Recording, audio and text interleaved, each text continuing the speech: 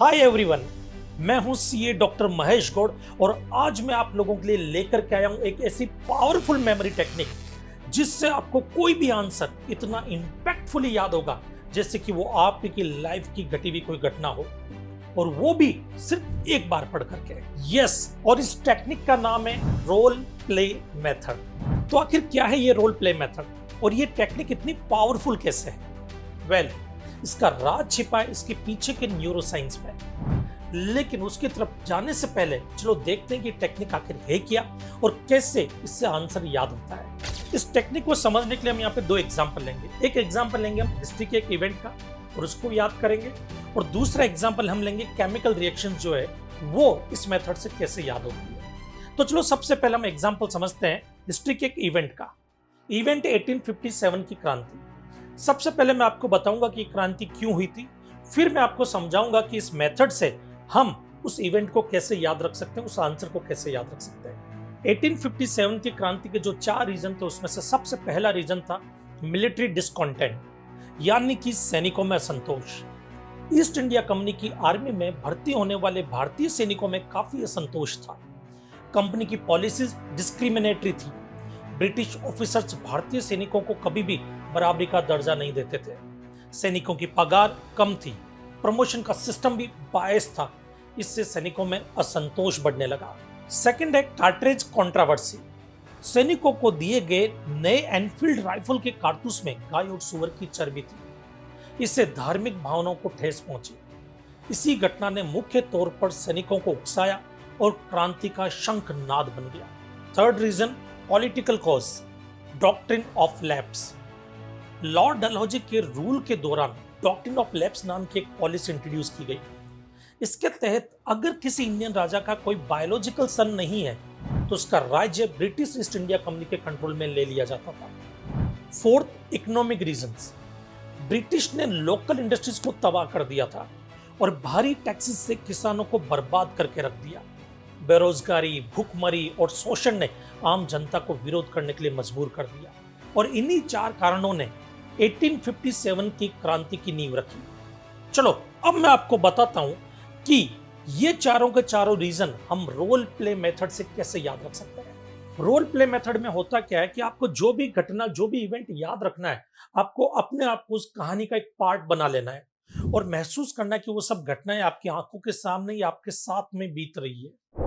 जैसे कि अभी जो 4 पॉइंट मैंने आपको बताए थे वो हम याद करेंगे, लेकिन आपको मेरे साथ में इमेजिन करना है जो भी मैं आपको बोलूं वो सिचुएशन, खुद को उस घटना के साथ में जोड़ते हुए आप आंख बंद करके इमेजिन कीजिए कि आप अंग्रेजों की सेना में एक सैनिक है।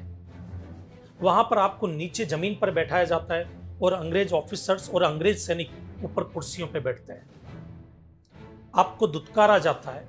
अंग्रेज सैनिकों को नोटों में पगार मिलती है और आपको चिल्लर फेंक करके दे दी जाती है। आपका प्रमोशन नहीं होता है और अंग्रेज सैनिक जो होते हैं उनका रेगुलरली प्रमोशन होता रहता है। आप दुखी होकर के, निराश होकर के वहां पर बैठ गए। जितने में अंग्रेजों ने आपको 2 कारतूस दिए, बोले कि कल की लड़ाई में इनको उपयोग में लेना है आपको। आपने कारतूस को देखा, एक पर गाय बनी हुई थी और एक पर सुअर बना हुआ था। मतलब कारतूस गाय और सुअर की चर्बी से बने हुए थे। आपको बहुत दुख हुआ। आपने सोचा कि अब अंग्रेजों के खिलाफ कुछ करना चाहिए। तभी आपके पास में एक फोन आता है। ये फोन था लक्ष्मीबाई झांसी की रानी का। वो बोलते हैं कि अंग्रेजों की एक पॉलिसी है डॉक्ट्रिन ऑफ लैप्स। मेरा कोई भी बायोलॉजिकल सन नहीं है तो मैं अपने दत्तक पुत्र को उत्तराधिकारी बनाना चाहती हूँ, लेकिन अंग्रेज लोग अपनी पॉलिसी के तहत मेरा राज्य हथियाना चाहते हैं। प्लीज आप मेरी मदद को आओ। जस्ट फील करो आप फोन पे उनसे बात कर रहे हो। आप लक्ष्मीबाई झांसी की रानी को बोलते हो घबराओ मत, मैं आ रहा हूँ। आप भागे भागे झांसी की तरफ जा रहे हो। रास्ते में आपने एक खेत में कुछ किसानों को देखा जो भूख से लाचार थे, बेरोजगार थे। अंग्रेज उनको मार करके कर वसूल कर रहे थे कि टैक्स दो। अब आपका गुस्सा 7वें आसमान पे आ गया और आपने बंदूक उठा करके अंग्रेजों को मारना शुरू कर दिया, और यहीं से 1857 की नींव पड़ी। Now open your eyes. अब आप देखो, सबसे पहले आपने क्या इमेजिन किया था कि आप वहां पर बैठे थे अंग्रेजों के वहां पे जमीन पर, तो मतलब उनकी पॉलिसी डिस्क्रिमिनेशनरी पॉलिसीज थी। आपको बराबरी का दर्जा नहीं दिया जाता था। आपकी पगार कम थी क्योंकि चिल्लर दी गई थी। आपको जो कारतूस दिए गए थे उन कारतूस में सुअर और गाय की चर्बी थी, जिससे आपकी धार्मिक भावनाओं को ठेस पहुंची। उसके बाद में आपको लक्ष्मीबाई झांसी की रानी का कॉल आया था, तो क्या याद आएगा आपको? Doctrine of lapse policy. उसके बाद में जब आप वहां पे जा रहे थे उनकी मदद करने को, तो आपने खेतों में क्या देखा? बेरोजगारी, भूखमरी, किसानों से कर वसूला जा रहा था, और यही वजह क्या थी? 1857 की क्रांति की। आई होप कि अब आपको याद हो गया होगा। अब चलो, हिस्ट्री तो ठीक है, लेकिन क्या ये टेक्निक दूसरे सब्जेक्ट में भी काम करती है? बिल्कुल करती है।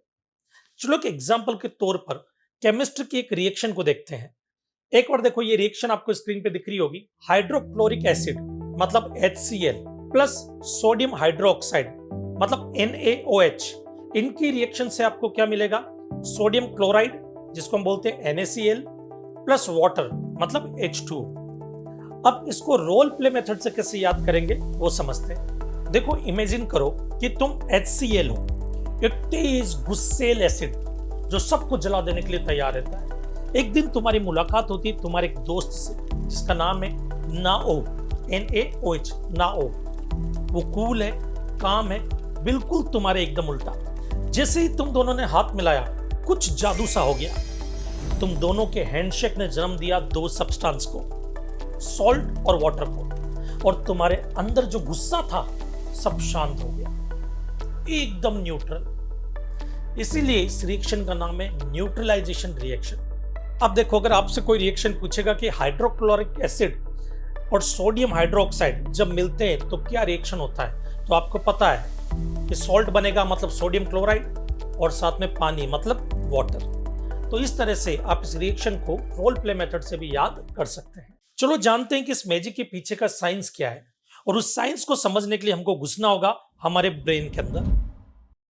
देखो, आपने ऑब्जर्व किया होगा कि जब जब मैंने आपको बोला कि आप इमेजिन करो कि आप अंग्रेजों की सेना में एक सैनिक हैं, तब तब आपने अपने ब्रेन में खुद को अंग्रेजों की सेना में एक सैनिक के रूप में मौजूद पाया होगा। अब आप सिर्फ 2 पल के लिए सोचो कि किस तरह से आपने इतना क्लियरली खुद को उस जगह पे फील किया, जिससे आप खुद वहीं पर हो और सारी घटनाएं आपकी आंखों के सामने घट रही है, एकदम रियलिस्टिक इमेज की तरह। ये कैसे पॉसिबल हुआ? दोस्तों, ये सब पॉसिबल हुआ हमारे ब्रेन के टाइनी सोल्जर्स की वजह से, जिनका नाम है mirror neurons. Yes, mirror neurons, जिनका बस एक ही काम होता है, सामने घट रही घटनाओं के इमोशंस को इस तरह से कॉपी करना और हमें महसूस करवाना कि मानो वो घटना हमारे साथ असलियत में घट रही हो।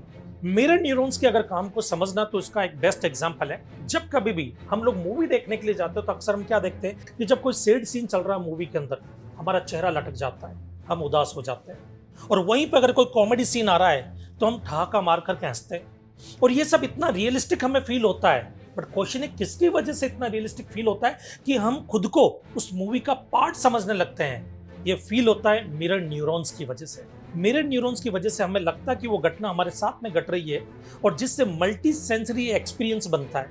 मल्टी सेंसरी एक्सपीरियंस से कोई भी चीज लॉन्ग टर्म के लिए याद रहती है। अब क्वेश्चन ये उठता कि मल्टी सेंसरी एक्सपीरियंस होता क्या है? मतलब हमारे ब्रेन को एक ही इंफॉर्मेशन अलग अलग सेंसेस से जाना।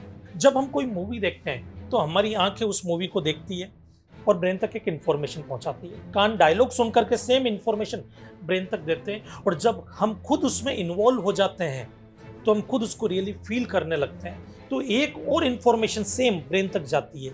मतलब एक ही इंफॉर्मेशन अलग अलग सेंसेस के थ्रू ब्रेन तक गई तो ब्रेन को लगता है कि ये इंफॉर्मेशन बहुत इंपॉर्टेंट है, और उसको लॉन्ग टर्म मेमोरी में सेव कर लेता है। इसलिए रोल प्ले मेथड हमारे आंसर से बनी हुई कहानी को एक real time multi sensory experience बनाता है, यानी एक साथ एक से ज्यादा सेंसेस का एक्टिव होना।